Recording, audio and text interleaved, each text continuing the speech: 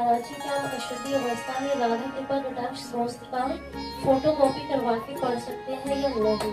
उसे याद हो गया हो तो आप चिंतन ऐसे कर सकते हैं, वगैरह ग्रंथ लेकर पढ़ना निषेध है। तो 3 दिन अपवित्र दशा में भगवत चिंतन कर सकती है, जो पाठ याद है उसको सुमिरन कर सकती है। माला लेना, ठाकुर सेवा करना, रसोई बनाना, ग्रंथ पढ़ना, ये गृहस्थ धर्म में जो माता बहनें 3 दिन अपवित्र रहती है, नहीं करना चाहिए। ऐसी शास्त्र मर्यादा है। फिर जैसा ठाकुर जी प्रेरित है, शास्त्र मर्यादा है, ऐसा नहीं करना चाहिए।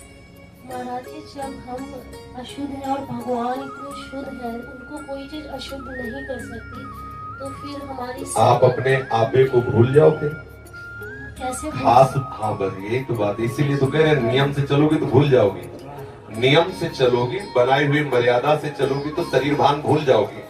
और नियम अगर विपरीत दशा में चला गया तो शरीर भाव पुष्ट होता चला जाएगा। एक खास बात है, आप एक पत्नी व्रत ले, आप धर्म से चले तो आपको वैराग्य हो जाएगा, आपकी वासना नष्ट हो जाएगी। दवा अगर नियम से खाओगे ना, रोग नष्ट हो जाएगा। और आप व्यभिचार करें, चाहे जितना करते चले जाए, आपकी वासना बढ़ती चली जाएगी, आपकी गंदगी बढ़ती चली जाएगी। ये नियम है वही चेष्टा। लेकिन एक पत्नी व्रत ले, धर्म पूर्वक चले तो आपको वैराग्य हो जाएगा। कितने ऐसे गृहस्थ हैं जो वैरागी हैं, पति पत्नी दोनों घर में रहते हुए भी ब्रह्मचर्य हैं। और कितने ऐसे कि देखो, बोले कितने साल, बोले 90 साल के, तो बोले क्या पूरा जीवन हो गया, खाक बटोरते हैं काम, वही के वही खड़े। सब सुलझने की बात है।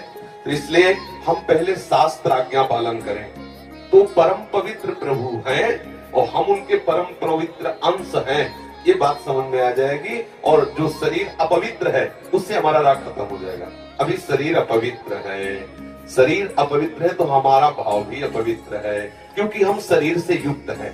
आप कभी ये मानती हो कि मेरा शरीर अपवित्र हुआ? मैं नहीं। उस समय यही रहता है कि मैं अपवित्र हूँ, रहता है ना। मैं जैसे हम शौचालय से निकले तो हम ये नहीं मानेंगे कि मैं आत्मस्वरूप हूँ, मेरा शरीर अपवित्र है लेकिन मैं पवित्र हूँ। अगर शरीर का स्मरण आ रहा है तो अभी आप शरीर भाव में हैं।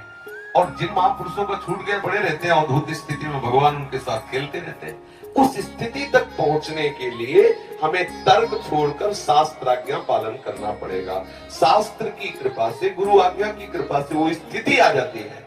जब शरीर भाव से ऊपर उठ गए फिर क्या है? फिर तो कोई परेशानी नहीं, चाहे लघु शंका की पड़े हो, चाहे शौच के पड़े हो। शरीर पवित्र है लेकिन वो परम पवित्र प्रभु में रमण कर रहा है। अभी हमारी दशा ऐसी नहीं है। हमारा शरीर हमें मैं करके दिखाई दे रहा है, नहीं दिखाई दे रहा। शरीर की भूख मेरी भूख, शरीर की मांग मेरी मांग, शरीर का कष्ट मेरा कष्ट आ रहा है ना। बस इस राग से छूटने के लिए शरीर को सिद्धांत में बांध दो। तस्मात् शास्त्रम प्रमाणम ते कार्या कार्यो वियुक्त। क्या करना है क्या नहीं करना, इस शास्त्र के अनुसार चलो तो शरीर का राग खत्म हो जाएगा। इसका परिणाम होगा शरीर से राग खत्म हो जाएगा। आप पवित्र रहिए तो आपको शरीर से वैराग्य हो जाएगा। ये खास बात है। शास्त्र की आज्ञा पालन कीजिए तो आपको शरीर संसार से वैराग्य हो जाएगा। और शास्त्र के विरुद्ध चलिए तो आप रागी हो जाएंगे, आप आसक्त हो जाएंगे, ये आपको दंड होगा। शरीर संसार की आसक्ति वही तो आपको जलाती, वही तो आपको जन्म मृत्यु के चक्र में फंसाती है। समझ गए बच्चा? बच्चा, इसीलिए इस शरीर से घृणा करनी है। धिक्कार है ऐसे शरीर को जो प्रिया प्रीतम से बिलक करता है, तभी तो शरीर से राग खत्म होगा। ये अपवित्र शरीर जो हमें प्रभु की सेवा से छुटवा दे, ऐसे शरीर से क्या राग करना। धीरे धीरे शरीर के प्रति हे भाव हो जाए। जन्म मृत्यु जरा व्याधि दुख दोषानुदर्शनम, भगवान ने गीता जी में कहा, शरीर के प्रति हे भाव होने लगता है। क्या मलमूत्र का भांड है, छोड़ो इससे राग। धीरे धीरे धीरे वो अपने स्वरूप में स्थित हो जाए। अभी इतना ममत्व है शरीर में, कोई ऐसे छूले तो एकदम ऐसा नहीं होता। तुमने हमें कितना अपना मय पद है। अगर हम ठीक सिद्धांत से चलेंगे तो हम बहुत जल्दी लाभ प्राप्त कर लेंगे।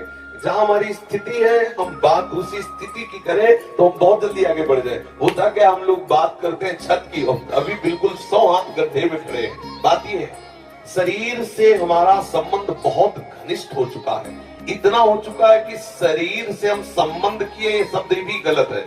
मैं ही शरीर हूं ऐसा है। आप देख लो, कभी दर्पण में तिलक लगाते समय सोचा कि शरीर के मस्तक पर तिलक रचना कर रहे हैं? नहीं। मेरा तिलक कैसा है, यही तो आएगा ना। मेरा रूप कैसा है, मैं ठीक लग रही हूँ, लग रहा हूँ, ऐसी बातें आएंगी? नहीं आएंगी। तो इसका मतलब शरीर राग है। शरीर राग हटाने के लिए शास्त्रीय सिद्धांत स्वीकार करना होगा। जिस समय माता बहनें अपवित्र होती हैं उस समय वो जो भी भोग बनाती है, वो शास्त्र के अनुसार कह रहा हूं कि जो ब्रह्म हत्या देवराज इंद्र को लगी थी, उसी के 4 विभाग किए गए थे।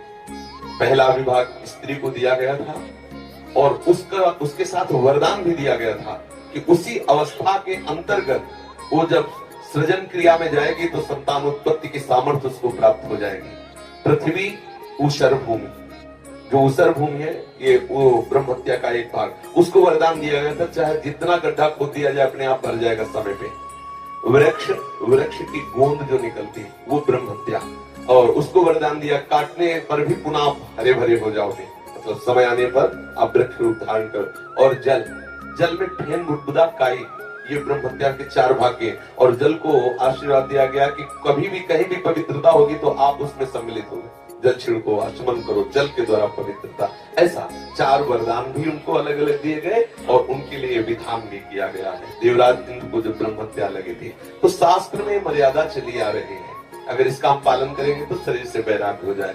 जैसे अब जो बच्चे वैराग्य ले लिए हैं, भले वो स्त्री शरीर में है, और उनके लिए नियम खत्म हो गया कि वो 3 दिन अपवित्र रहेंगे तो छुएंगे नहीं, क्योंकि खत्म संसार के भोग राग, संसार का क्रम खत्म। अब वो वैरागी, अब वो 8 पैर प्रभु की सेवा में लगे, पर अपने गृहस्थ धर्म से है, शरीर सुख की कामना से है, शरीर का हम प्रयोग कर रहे हैं अपने इंद्रिय सुख के लिए, तो आप पवित्रता धारण करो, जिससे तुम्हारा ये राग नष्ट हो जाएगा।